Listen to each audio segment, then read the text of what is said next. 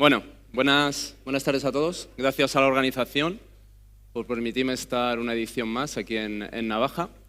Bueno, yo soy Alfonso Muñoz. Los que me conocéis, pues ya me conocéis. Y los que no, pues más o menos 20 años dedicándome a esto de la ciber, seguridad ofensiva, investigación y protección y rotura de comunicaciones, ¿vale? Eso sería el resumen rápido.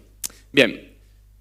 Bueno, gracias por seguir aquí, porque vamos a hablar de un tema que, bueno, pues vamos variando, ¿no? Hablamos de satélites, de reversing, ahora vamos a hablar un poquito de cripto.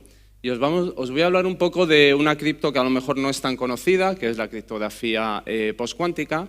Y mi idea es en los próximos 50, 55 minutos, si a lo mejor os puedo robar algún minuto más, que salgáis un poco con la idea de qué va esto, ¿no? De qué va esto de la criptografía postcuántica, de qué va eso de la computación cuántica, qué riesgos hay, si es realista, si no es realista, qué limitaciones hay. Voy a intentar hacer una visión un poco completa. Imaginaos que fuerais una persona que diseñáis arquitecturas de seguridad, que fuerais un CISO, que fuerais un auditor de código. Es decir, voy a intentar que veamos un poco de diferentes enfoques, ¿vale? Voy a hacer algo que no se debe hacer en una charla, que es enseñar fórmulas matemáticas. La parte final vamos a ver formulitas, ¿vale? Para que veáis un ejemplo de cómo funciona un algoritmo de criptografía postcuántica de verdad, a bajo nivel.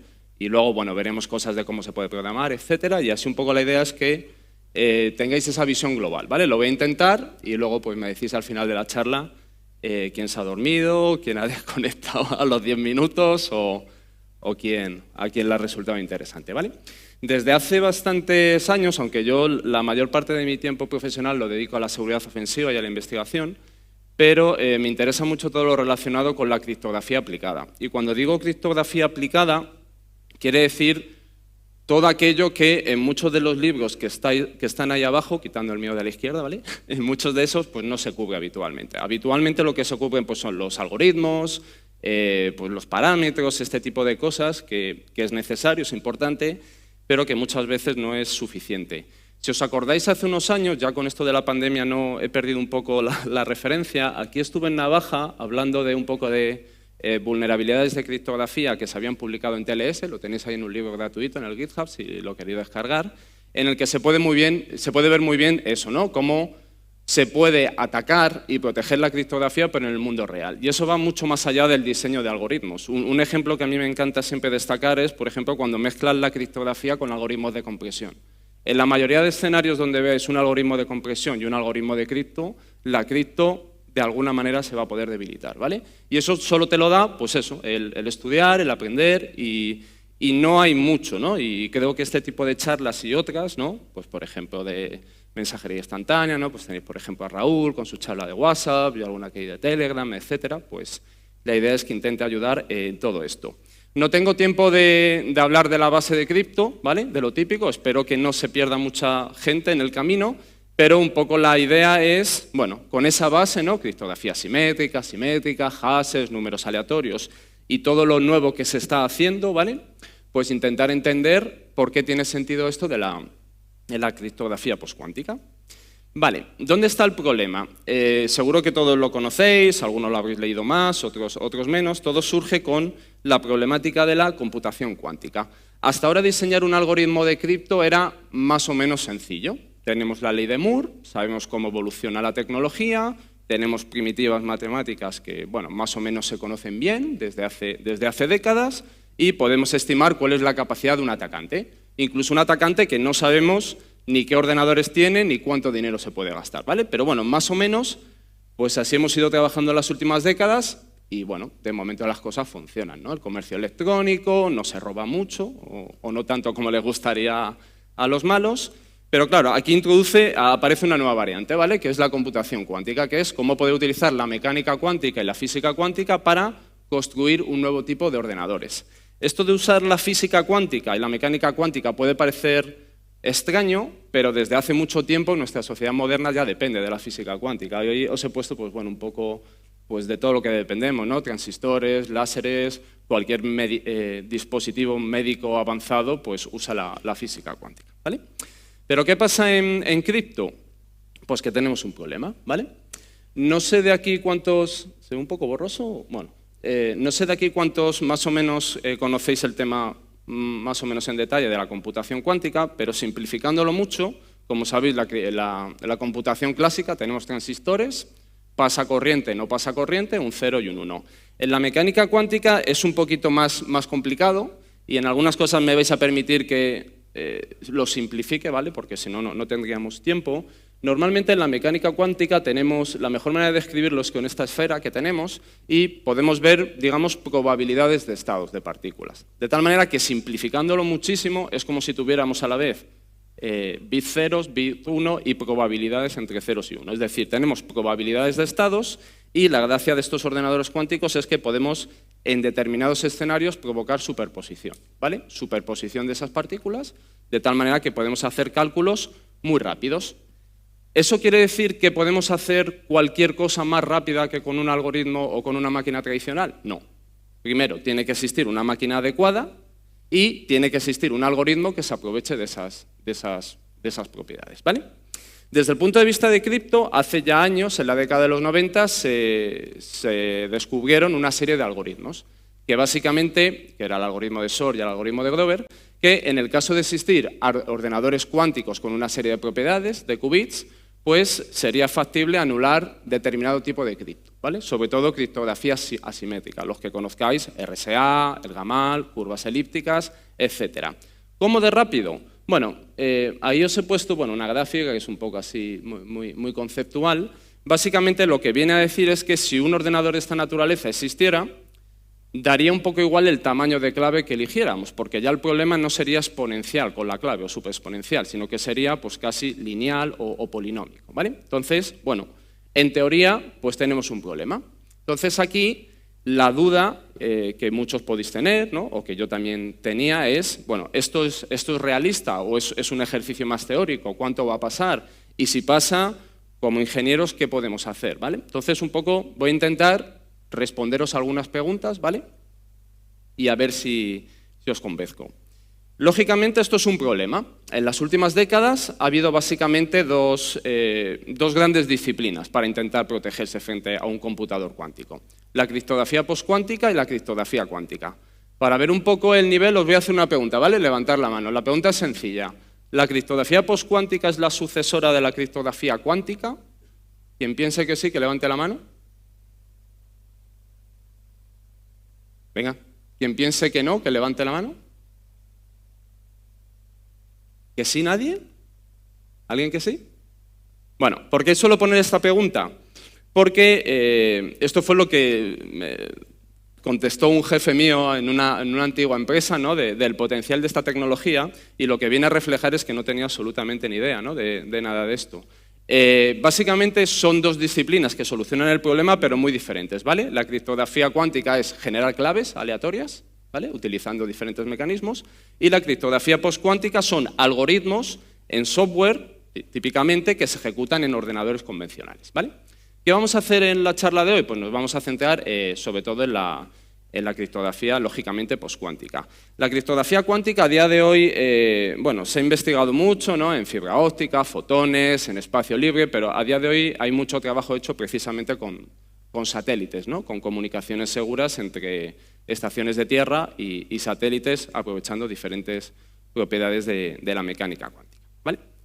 Bien, vamos a hablar un poquito, pues eso, ¿no? de la criptografía postcuántica. La idea de la criptografía postcuántica es intentar protegernos frente a estos potenciales ataques, pero de una manera, digamos, más flexible, mediante software, porque con la criptografía cuántica típicamente se necesita mucho hardware, no escalan bien los sistemas, tienen mucho coste, no es fácil protegerse frente a ataques de man in the middle, porque tienes que, de alguna manera, identificar a los extremos. Entonces, eso tiene sentido, ¿no? En determinados contextos, pero, digamos, esto es una solución más escalable, digámoslo así, ¿no? Es software, que de alguna manera algoritmos, que la idea es que pues nos protejan, y ahora entenderéis un poquito cómo, protejan mejor frente a este tipo de ataques. Vale, aquí surgen toda una serie de dudas, que seguro que en el momento que lo pensáis, pues os pueden surgir. Primero, ¿estos ordenadores se pueden construir? ¿Quién los puede construir? ¿Cuándo se pueden construir? ¿Cuánto vale construirlos? En el momento que existan, ¿qué algoritmos uso? ¿Cuándo los uso? ¿Los uso antes? Es decir, hay muchas preguntas antes de decir, bueno, voy a ejecutar este algoritmo concreto y ya está, ¿vale? Me monto una VPN con tal algoritmo y listo, ¿vale? Aquí os pongo, bueno, algunos de los problemas típicos que hay que tener en cuenta cuando hablamos de ataques, ¿no? Basados en computación cuántica. Hay un teorema muy famoso, que es el teorema de Mosca, que así pintado parece que es más sofisticado de lo que es, pero simplemente lo que viene a decir es, oye, si construir un ordenador cuántico es algo que se ha demostrado que es factible, es decir, ya existen a día de hoy ordenadores cuánticos, y que tengan un número de qubits, es decir, de una potencia suficiente para hacer un ataque potente frente a un RSA, el Gamal, Diffie-Hellman o lo que sea, es simplemente cuestión de tiempo, pues tenemos que empezar a trabajar, ¿vale? A trabajar en solucionar ese problema. ¿Cuál es el problema de aquí? Que no sabemos cuánto tiempo tenemos, porque no sabemos cuándo va a existir, en teoría, ahora os daré unas cifras aproximadas, cuándo va a existir un ordenador de esa naturaleza. Entonces, bueno, lo que hay que hacer es empezar a trabajar teniendo en mente que en el momento que sería Z, en el momento que exista un ordenador de estas características, tus comunicaciones pues, se van a romper. Todo lo que esté cifrado con clave simétrica, intercambio de claves, lo que se derive de firmado digital, el acceso remoto a equipos, todo eso pues estaría roto. Y no solo eso, sino que lógicamente los atacantes son inteligentes, ya están almacenando comunicaciones para que en el momento que exista suficiente capacidad, pues se rompa.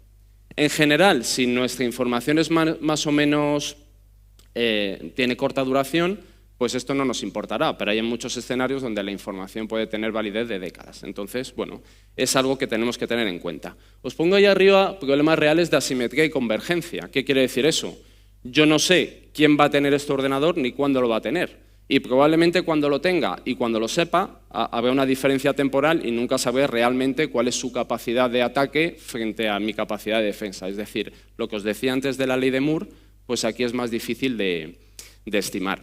Si intentáis buscar estudios en Internet o análisis de cuándo puede existir un ordenador cuántico con suficientes qubits para romper criptografía asimétrica, hablamos del orden de miles de qubits con una serie de propiedades, 4.000, 5.000, 6.000 qubits, ¿vale? Estamos hablando de ese orden.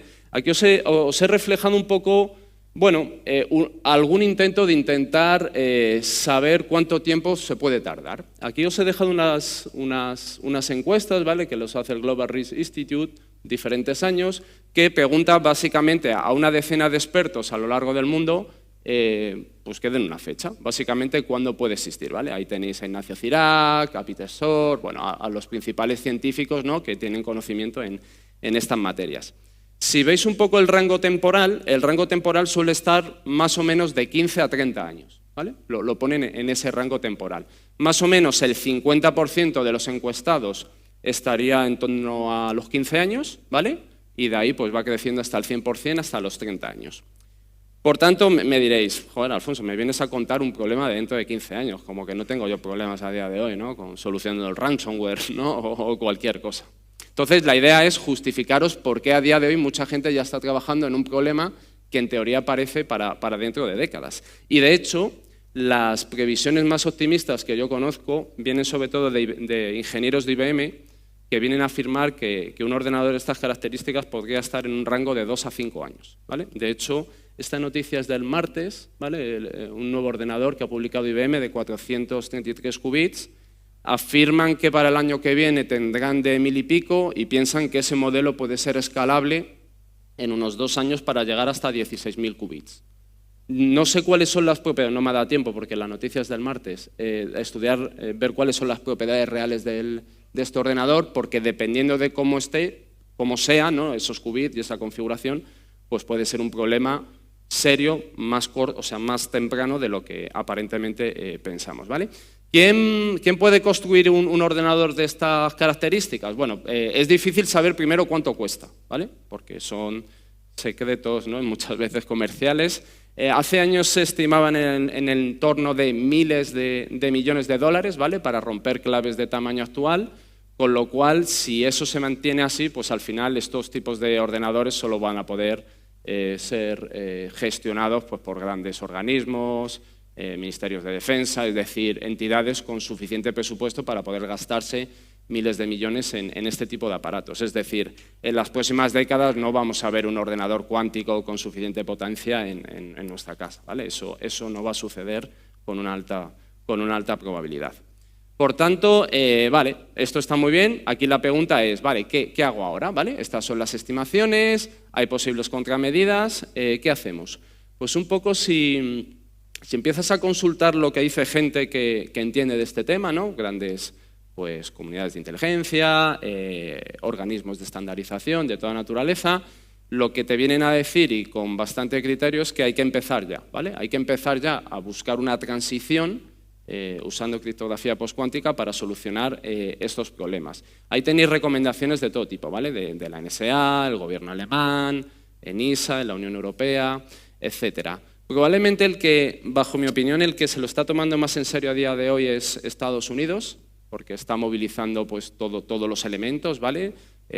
Todo el sector público y sector privado en todos los ámbitos, pero bueno, aquí en Europa al menos pues, se está moviendo, bueno, a diferentes velocidades, pero también se está moviendo. Todo esto está muy bien, pero claro, imaginaros, yo soy ahora un CISO de una organización y dice, vale, esto de la computación cuántica está muy bien, pero mi budget es limitado, entonces pues el dinero me lo tengo que gastar en otras cosas, no puedo pensar ahora en este tipo de cuestiones.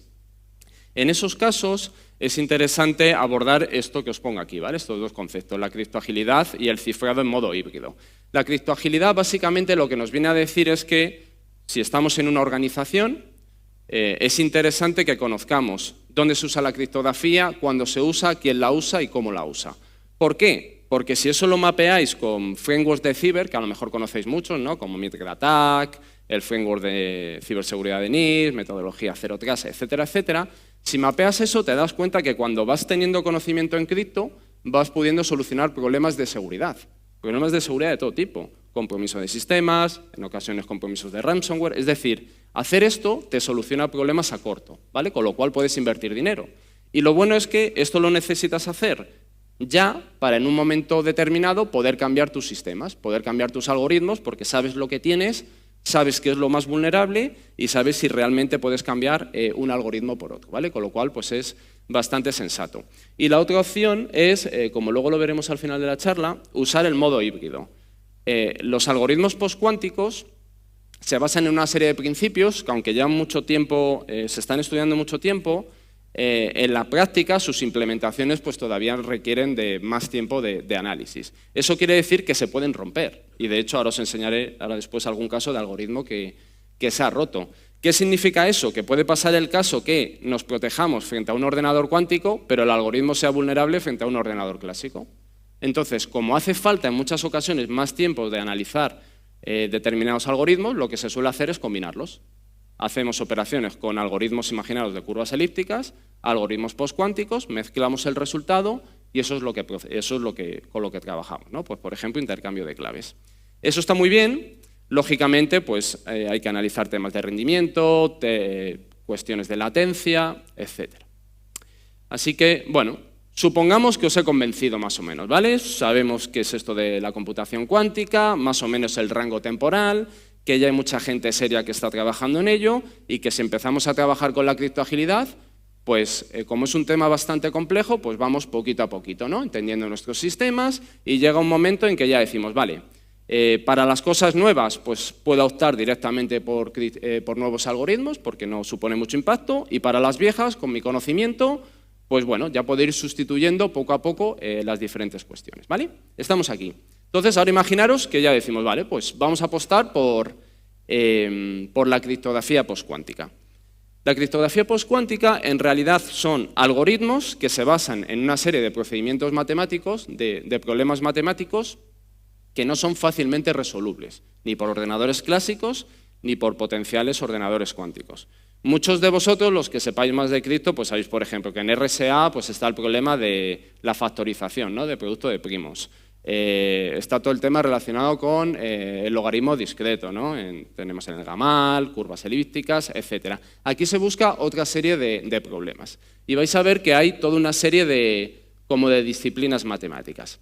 Para no perder a la mayor parte de la audiencia, ¿vale? Luego solo os comentaré una, que es del algoritmo que vamos a ver, que es el de Lattice, para que un poco lo tengáis situado. Pero bueno, principalmente hay 5 grandes familias y en los últimos años pues ha habido como diferentes gustos, ¿vale? Por diseñar con unas familias o diseñar con otras familias. Importante, imaginaros el escenario, imaginaros que sabemos que esto es un problema, que queremos utilizar un algoritmo, pero claro, ahora tenemos que diseñar y utilizar un algoritmo que todo el mundo más o menos confíe de alguna manera, es decir, tenemos que darle una cierta robustez, ¿no? al algoritmo, y para eso lo habitual es iniciar algún proceso de estandarización. Si os fijáis en la transparencia, aunque hay varios procesos, ¿vale? Ha habido procesos de estandarización en China que no han funcionado, alguno reciente que hay en Corea que está a ver si sí o si no. Digamos, de los que suelen ir a buen término, habitualmente son los que hace el NIST norteamericano, y en este caso, si os fijáis, no sé si se ve muy bien en las fechas, es un proceso que ya empezó hace 6 años. Acordaros de las ventanas que os decía de un ordenador cuántico, ¿no? De 15 a 30 años, es decir, llevamos ya 6 años y lo que se ha conseguido en 6 años es que haya ciertos algoritmos preseleccionados a estándar. Hay muchos, ¿vale? Pero aquí, por no complicarlo demasiado, os he indicado simplemente pues, los 4 que a día de hoy ya están preseleccionados para potenciales estándares. Es decir, lo que viene a decir el NIST es, oye, esto probablemente es lo que acabe en estándar, centraros la comunidad científica, los hackers, investigadores, en atacar estos porque probablemente es lo que finalmente use todo el mundo. 3 en firma digital y 1 en KEM, que es básicamente, simplificándolo mucho, distribución de claves. Entonces, lo que os voy a enseñar ahora después más en detalle es un ejemplo concreto, ¿vale? Kyber, vais a ver cómo funciona, sobre todo porque en los próximos meses o años lo vais a ver en multitud de sitios. De hecho, a día de hoy ya se pueden ver en VPNs, yo he auditado ya librerías que lo implementan, es decir, los que os dediquéis sobre todo más a temas de auditoría en general es algo que lo vais a ir viendo, ¿vale? De diferente manera. Si os fijáis aquí hay como diferentes etiquetas, Lattice, hashes, por aquí códigos, isogenias, etcétera.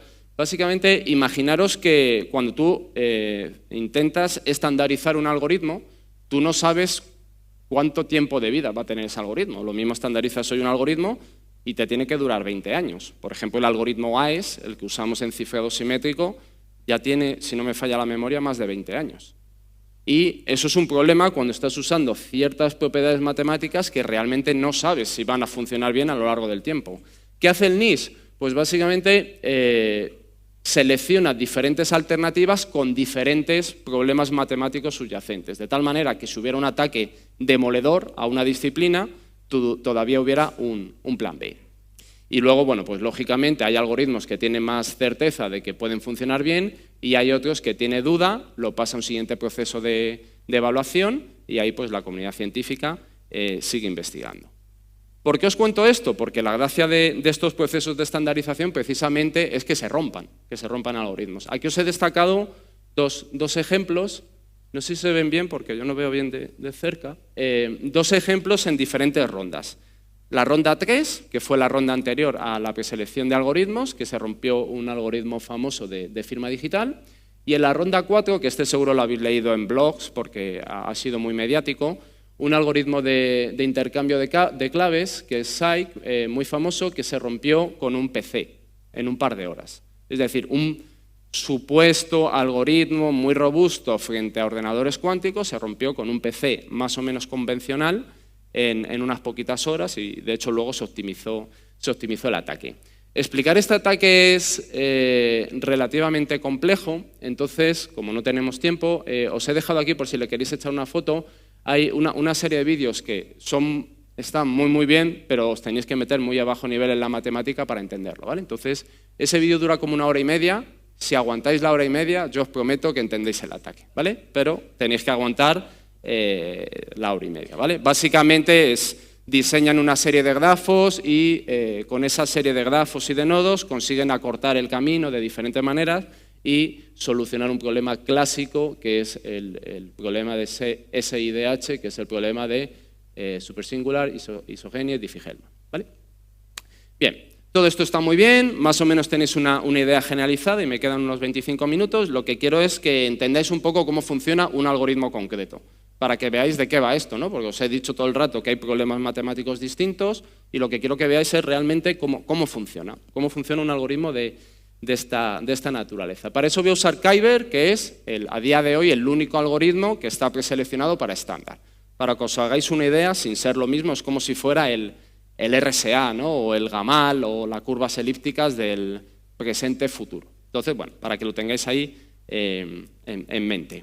Ahora os voy a explicar muy rápidamente lo que son Lattice, os cuento mínimamente lo que es Kyber. Kyber es un algoritmo de KEM. ¿Qué significa KEM? Mecanismo de encapsulación de claves. Si lo veis en el dibujito, se entiende más fácilmente. Simplemente un emisor genera una clave pública y una clave privada, envía la clave pública al destinatario, el destinatario con la clave pública hace un proceso de encapsulamiento y ahí de alguna manera oculta una clave que quiere compartir. Entonces, el texto cifrado, el resultado cifrado lo envía al emisor y el emisor lo desencapsula con su clave privada y obtiene la clave compartida. Es decir, es un mecanismo para intercambiar claves, no es un mecanismo para cifrar, intercambias claves aleatorias. Veréis que hay diferentes sabores, ¿no? Tenéis Kyber 512, Kyber 768, Kyber 1024, que lo que viene a decir un poco es la seguridad, el nivel de seguridad que tiene ese algoritmo. Por hacer un símil, es como si lo compararais con un AES de clave 128 bits, AES 192 bits, AES 256 bits. En función de la necesidad de seguridad y del tipo de ataques a los que te quieras proteger, pues eliges un sistema o eliges otro. No sé si se ve ahí muy bien, pero ahora lo entenderéis mejor cuando veamos un poquito ciertas formulitas. Uno de los problemas que suele tener la criptografía postcuántica es que tanto el tamaño de las claves como el cifrado resultante tiene un tamaño muy grande. Un tamaño muy grande, imaginaros, si en criptografía habitual, ¿no? RSA, curvas elípticas, el Gamal, etcétera, hablamos de unos miles de bits, aquí estamos hablando de unos miles de bytes. ¿Vale? Es decir, ese es el orden de magnitud. ¿Vale? Ahí os pongo un poco las tablas. Por ejemplo, la clave pública, 800 bytes. Si os vais a RSA, pues por ejemplo serían, no sé, 2048 bits. Es decir, el tamaño es significativo. Y eso introduce un problema a la hora de actualizar sistemas, porque no es tan sencillo como sustituir un algoritmo por otro, porque probablemente cuando pongas esto, imaginaros en banca o en una institución real, se va a romper todo. Se va a romper las aplicaciones por el formato, se va a incrementar la latencia, se va a incrementar el rendimiento, el consumo, etc. Entonces, bueno, es algo que hay que estudiar muy en detalle. ¿Cómo funciona la seguridad de este algoritmo? Pues se basa en un problema matemático que es la dificultad de resolver el aprendizaje de problema con errores en módulo de retículos. ¿Qué significa eso? Vale. Os lo voy a intentar explicar muy rápidamente, ¿vale? Aquí. Si hay algún matemático en la sala, que me perdone, ¿vale? Porque le voy a dar una patada a la matemática de una manera salvaje. Y voy a utilizar como apoyo unas slides de una charla que me gustó mucho de David Hernández, de AP+, que dio hace unos meses, ya se me van las fechas, ¿no? En el STIC CCN, intentaba explicar, bueno, ellos hacen muchos temas de ataques de canal lateral, ¿no? Pues intentaba explicarlo de manera súper conceptual, porque no son temas sencillos y menos si lo explicas en poco tiempo.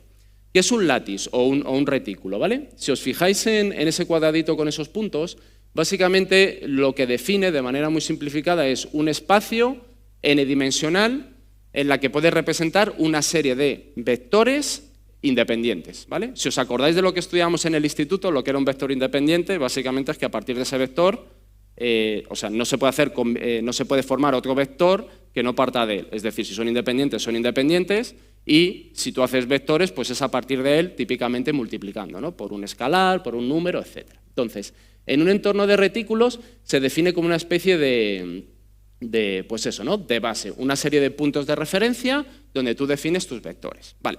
¿Cuál es la gracia de esta base? Que tú puedes definir problemas matemáticos que son difíciles de resolver computacionalmente. ¿Cuáles? Os los intento resumir ahí a la derecha. Por ejemplo, dando unos puntos de referencia, encontrar cuál es el vector más corto, ¿vale? El vector pues más corto que llegue respecto de ese punto de referencia. o el vector más cercano a ese punto de referencia, o incluso más inteligente, que es lo que os intento reflejar ahí en el puntito 2, que es aprender con errores. ¿Qué quiere decir eso? Imaginaros que tenemos aquí estos vectores azules, no sé si se ve la flecha, y lo que queremos decir, oye, quiero que el cálculo que tenga que hacer es el vector más cercano, pero en vez de ponérselo tan fácil, lo que le voy a sumar es un pequeñito error, ¿vale? Un diferencial, digamos, de tal manera que no sea tan evidente la relación, sino que tú tengas que ver cuál es ese error y a partir de ahí deducir la otra información para llegar a resolver el problema. Esta es la idea en la que se basa Kyber y muchos otros. Es decir, vamos a diseñar un sistema en el que vamos a operar con vectores y matrices de vectores, matrices de polinomios de diferente manera y le vamos a sumar un error.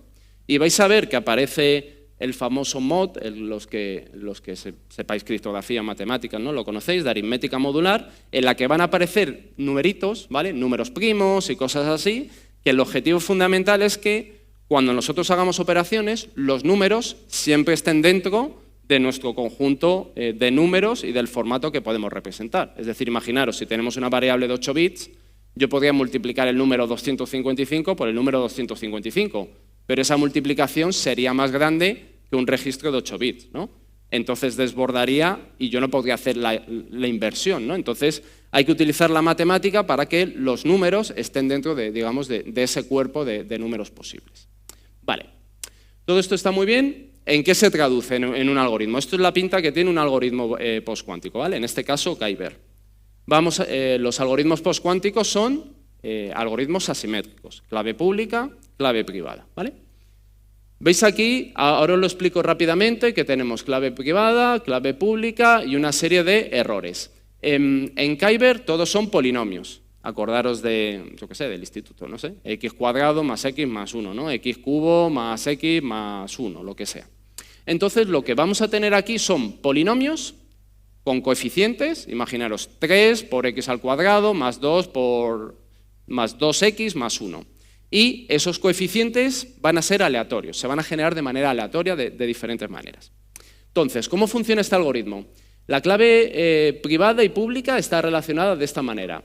Si pensáis un poco lo que os he intentado explicar de aquella manera, ¿vale? de cómo funcionan el aprendizaje con errores, veis aquí que tenemos un A, que es parte de la clave pública, un T, que es parte de la clave pública, y un S, que es la clave privada.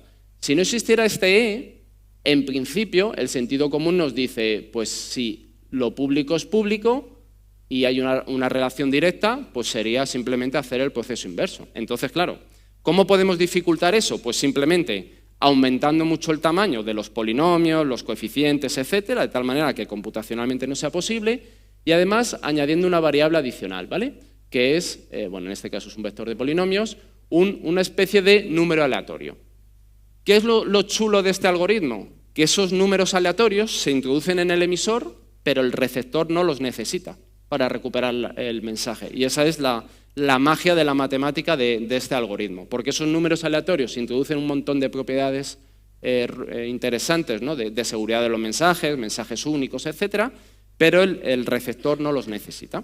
Entonces, básicamente en Kyber todo lo que vais a ver son multiplicaciones y sumas de polinomios, y polinomios que se representan o en matrices o en vectores, ¿vale?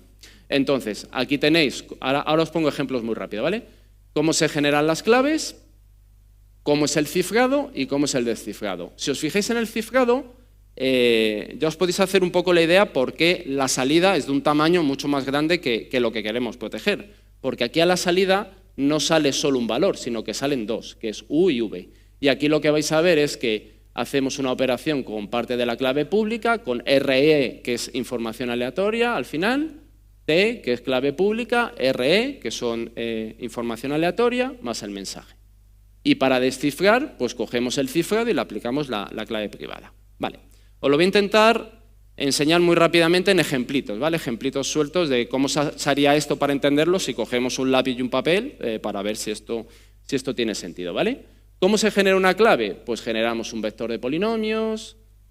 ¿Cómo se genera la clave pública? Pues generamos una serie de una matriz de polinomios, ¿vale? Lo que os decía de los coeficientes estos coeficientes se van a generar de manera aleatoria.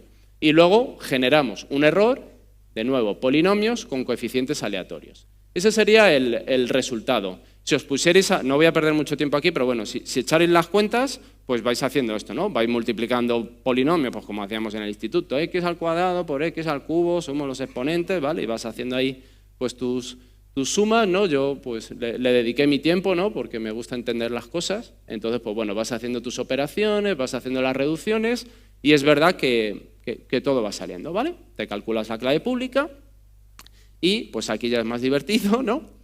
Pues te coges tu algoritmo de cifrado, tu clave pública y tus números aleatorios y vas haciendo todas las operaciones, ¿vale? ¿Qué es lo interesante de aquí? Que os voy a destacar solo una cosa. El M es el mensaje que queremos proteger, típicamente una clave compartida que queremos pues compartir con otra parte. Si os fijáis aquí he puesto un textito en rojo que pongo escalamos el polinomio. ¿Qué significa eso? Una de las gracias que tiene Kyber es que para hacerlo seguro hemos añadido un error y ese error de alguna manera tiene que desaparecer en el receptor, porque si no desaparece o se lo damos o no podemos recuperar la información. Entonces en Kyber se diseña el sistema de tal manera que hay unas funciones de compresión y descompresión en los cuales afectamos en una serie de coeficientes que al final del todo proceso, con una alta probabilidad, hace que esos coeficientes eliminen el error, ¿vale? De manera mágica, ¿vale? Es matemática pura, pero bueno, imaginaos que fuera magia. Entonces, lo que vais a ver, si veis el algoritmo en detalle, es que el mensaje que queremos proteger, que queremos intercambiar, se escala con un cierto valor. Esto que veis aquí de Q medios, Q es un valor, un parámetro de configuración del algoritmo. Entonces, se estudia que si el mensaje se escala de esta manera, al final, como ahora después os enseñaré, el mensaje se puede enviar. Es decir, si yo quiero enviar el 1, 0, 1, 1, que en representación de polinomios sería lo de arriba, realmente no estoy enviando eso, sino que estoy enviando lo de abajo, ¿vale? El 9 q cubo más 9x más 9. Vale, enviamos esto al receptor y el receptor, que tiene la clave privada, pues hace el proceso inverso. Interesante, por no contar todo el rollo, interesante, si despejáis las formulitas, os dais cuenta de algo muy interesante, que es, realmente, lo que nos envían es como si fuera el mensaje más un ruido aleatorio. Y ese ruido aleatorio, de alguna manera, depende de la clave privada. Si pensáis si sabéis de cripto más clásica, ¿no? Si os acordáis del cifrador de César, ¿no? Que sumaba un 3, ¿no? O del One Time Pad con operaciones de XOR, de alguna manera esto recupera esas ideas clásicas en los cuales yo añado un número aleatorio, que por tanto no es predecible por un atacante, pero claro, el receptor necesita saberlo, y si no lo sabe, pues hay que eliminarlo de alguna manera. Pues aquí es donde entra la gracia de cómo está diseñado este sistema. Si vais despejando todas las formulitas, al final, si os fijáis en la derecha, aparece un 7x al cubo más 14x al cuadrado más 7x más 5. Que eso no es el mensaje que yo he enviado, eso es un polinomio de otra cosa. ¿Qué pasa aquí? Y sobre todo, ahora cuando lo enseñe rápidamente, si lo veis si auditáis librerías de post-quantum, ¿no? o tenéis que revisar el código por lo que sea, veréis que aparecen funciones de compresión y descompresión. Y precisamente lo que hacen es eso. A estos polinomios, que se afecta con lo que os había dicho antes, ¿no? De escalar el mensaje, se hace un pequeño redondeo. De tal manera que en función del valor del coeficiente y en función de ese parámetro Q, a ese coeficiente se le asigna un valor 0 o un valor 1. Entonces, en este caso, ese polinomio que teníais ahí, el de 7x cubo, bla, bla, bla, haces este redondeo y se convierte en el polinomio que tenéis abajo, ¿vale? Simplemente, si el coeficiente es más cercano a Q medios, le asigno un valor, si es más lejano, le asigno otro valor. Es decir, de esta manera mágica hago que pues pueda recuperar la información. ¿Cuál es la seguridad en realidad de Kyber? Pues lo que os he dicho, utilizar parámetros muy grandes para que no se pueda invertir fácilmente y usar esos errores, ¿no? Porque esos errores aleatorios le introducen complejidad que el atacante no puede conocer. Bien, Si esto os parece relativamente complejo, pues os he mentido un poco, ¿vale? Esto es lo que se llama Baby Kyber, que es algo que para más o menos que se entienda, pero no es cómo funciona en la realidad del todo. En la realidad es hacer esto, pero con parámetros de verdad, ¿vale? Es decir, lo que yo os ponía polinomios chiquititos y valores chiquititos, aquí es hacerlo con valores grandes, ¿vale? De hecho, el QS que os ponía, pues en el ejemplo lo hacía con valor 17, el valor estandarizado es 3329, el n, que es la información que vamos a intercambiar, son 256 bits, etc. ¿Qué implica todo esto? Pues esto implica básicamente que cuando esto lo llevéis al mundo real, hay ciertos algoritmos que se tienen que implementar para que los cálculos vayan más rápido. Y de hecho vais a ver cosas como NTT, transformada NTT, o diferentes funciones de compresión y descompresión, que es más o menos lo que os he intentado explicar, pero de manera muy acelerada. Vale, entonces, bueno, más o menos hasta aquí, más o menos sabéis los problemas, cómo de probable es, si invierto esfuerzo, no, cuándo lo hago, y muy por encima un algoritmo, ¿vale? Uno de los algoritmos que se va a utilizar pues masivamente. Aquí ya entraría un poco más la parte de programador y de auditor, de decir, bueno, vale, pues creo que esto tiene todo el sentido del mundo y voy a empezar a utilizar ya la criptografía postcuántica. A día de hoy existen diferentes librerías. A mí personalmente hay una que me gusta mucho por diferentes cuestiones, que es LibOQS, que básicamente es una librería que está desarrollada por gente muy competente y que bueno, ya ha sufrido diferentes auditorías y de momento pues resiste, ¿vale? Está hecha en C, como todo lo bueno, y tiene API para poder interactuar con la librería de diferente manera.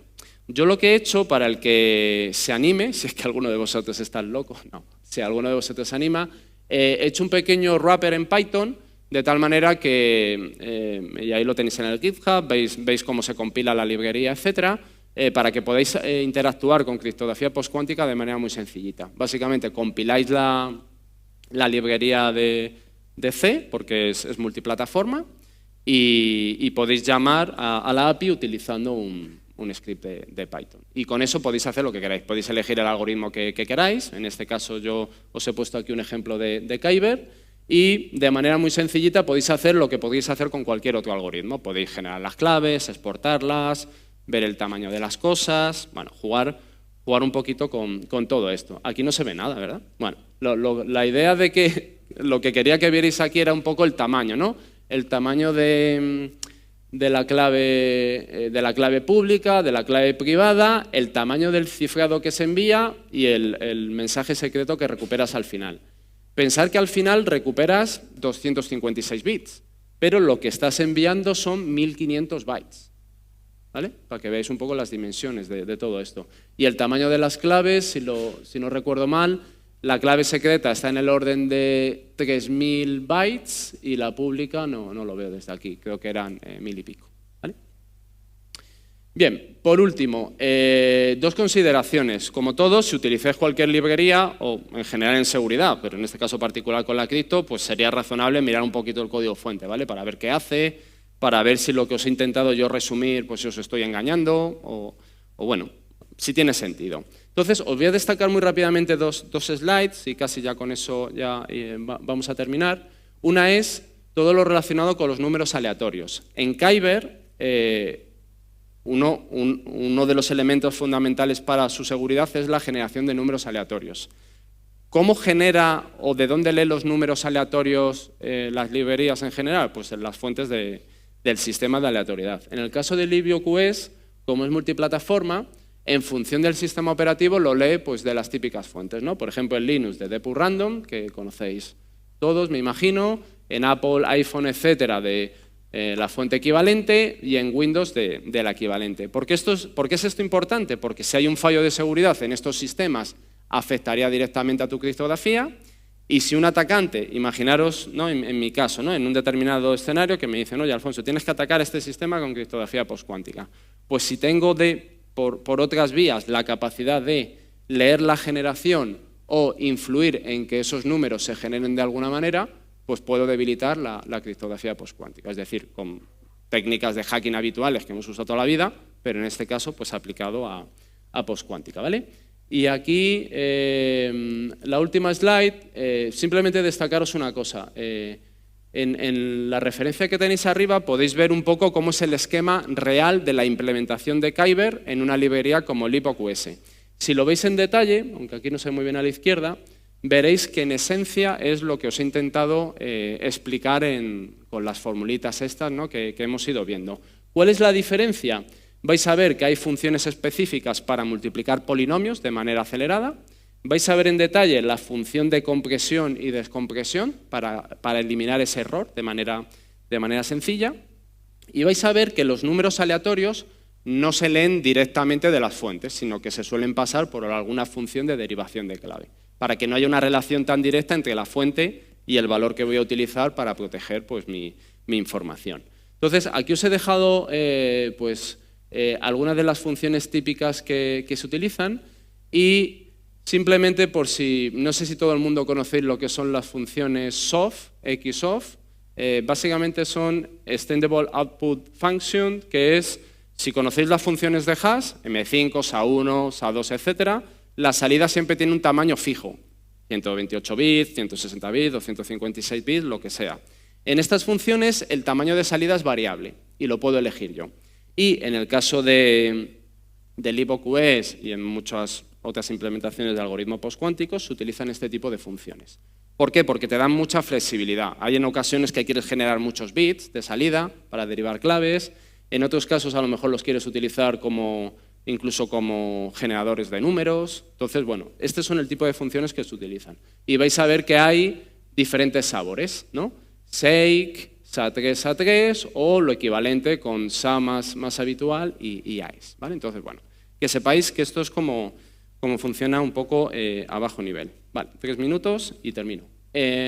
Conclusiones. Sé que no es un tema sencillo, el tiempo es el que hay, pero bueno, un poco la idea era que tuvierais más o menos situado cómo es el estado del arte de este tipo de propuestas, ataques, contramedidas y un poco, bueno, que tengáis opciones de poder valorarlo. Valorarlo bien, pues si sois auditores, si sois arquitectos de seguridad, si sois CISOs o si queréis incluso atacar pues este tipo de sistemas, ¿vale? A día de hoy yo creo que es razonable poder hacer recomendaciones de cómo poder hacer una transición suave a este tipo de tecnologías sin que a una empresa pues, le suponga la ruina económica, ¿no? Y quitar dinero de otros temas de ciber que son importantes de solucionar. Y nada más, os dejo aquí datos de contacto por si queréis cualquier cuestión. Y nada, si tenéis cualquier duda o pregunta, pues la intentamos resolver. Muchas gracias y...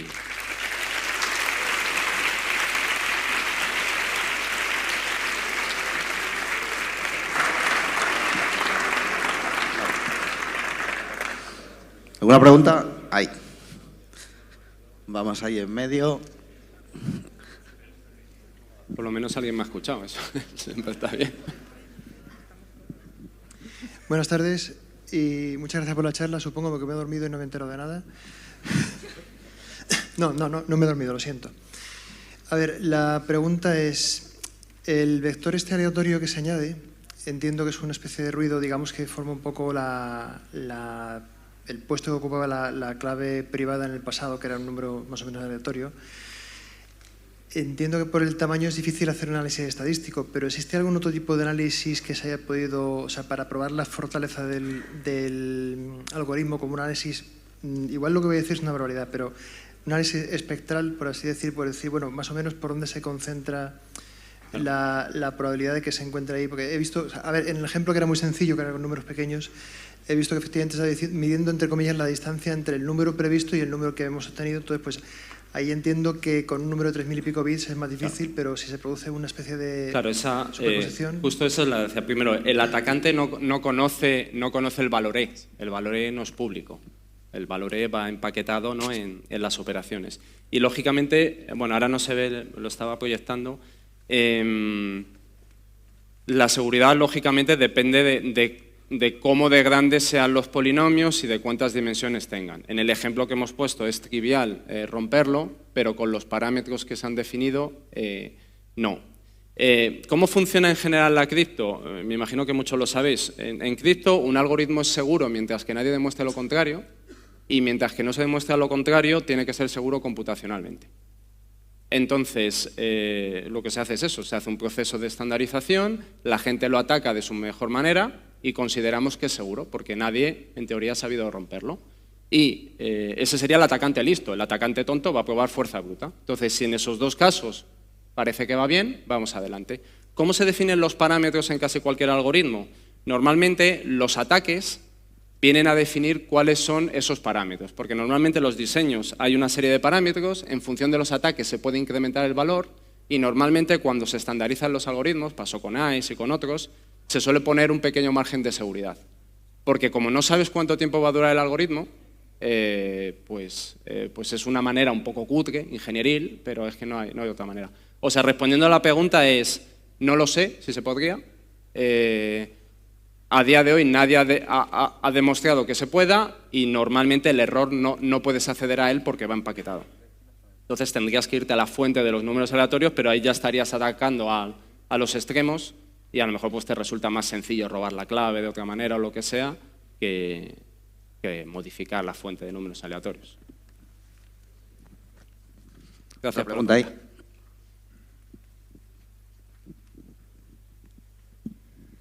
Buenas. Bueno, gracias por la charla. Ha sido muy interesante. Has comentado que el algoritmo del que estábamos hablando solo vale para el cifrado de claves, es decir, para un intercambio de claves seguro. Con lo cual, mi primera pregunta es, ¿eso quiere decir que si utilizas la clave, por ejemplo, en un AES con la computación cuántica no es vulnerable? Porque si no, no te vale de nada generar una clave. Te cuento porque no he tenido tiempo. La criptografía, o sea, la computación cuántica, al final, los ordenadores que se están construyendo y que se estiman, necesitas tener algoritmos que se aprovechen de esa superposición. Y hay que inventar esos algoritmos, es decir, no solo porque exista el ordenador se va a poder hacer cosas. Entonces, hay una serie de algoritmos que se han publicado, ¿vale? Muy famosos, el algoritmo de Shor, el algoritmo de Grover, y bueno, hay ya otros algoritmos. Por ejemplo, el algoritmo de Shor se centra en cómo resolver problemas en criptografía asimétrica, ¿vale? Y ahí se puede demostrar que la rompes, ¿vale? RSA, el gamal, curvas elípticas, etc. El algoritmo de Grover es un algoritmo, digamos, de ordenación, por decirlo así. No sé cuántos de aquí sois informáticos. Bueno, yo soy teleco y estudiábamos el algoritmo de la burbuja y todos estos algoritmos, ¿no?, para ordenar. Imagínate un algoritmo de la burbuja, ¿no? Pues el algoritmo de Grover, en esencia, es un algoritmo que te permite ordenar las cosas de manera razonablemente rápida. ¿Qué hace ese algoritmo? Que, más o menos, aunque no es exacto, reduce a la mitad, por un ataque de fuerza bruta, digamos, la seguridad de los criptosistemas simétricos. Entonces, más o menos es como decir que a lo mejor la seguridad de un AES 256 fuera como la seguridad de un AES 128. No es así, ¿vale? Lo estoy simplificando, pero es más o menos. ¿Qué quiere decir eso? Que la criptografía, la computación cuántica, a la criptografía simétrica, con que aumentes un poco el tamaño del bloque o de las claves, no le afecta. No la afecta de manera significativa, digo, para romperla. Con lo cual, a día de hoy, con utilizar un AES de un tamaño de clave de 256 bits, no tendrías problema. Por eso se dice muchas veces que no afecta la criptografía simétrica y sí la asimétrica. Entonces, diseñas esto para intercambiar claves y las claves las usas con algoritmos simétricos de toda la vida. Muy bien, gracias. Y una segunda, ¿por qué no puedes cifrar bloques más grandes que, por ejemplo, una clave simétrica? ¿Qué pasa? ¿No es resistente el algoritmo para cifrar más información? No es que no puedas, pero Joder, estoy proyectando y no está ahí. Bueno, el objetivo fundamental del NIST fue hacer algoritmos de firma y algoritmos de firma y algoritmos de intercambio de claves, ¿vale? Es, digamos, lo que le interesa al NIST estandarizar.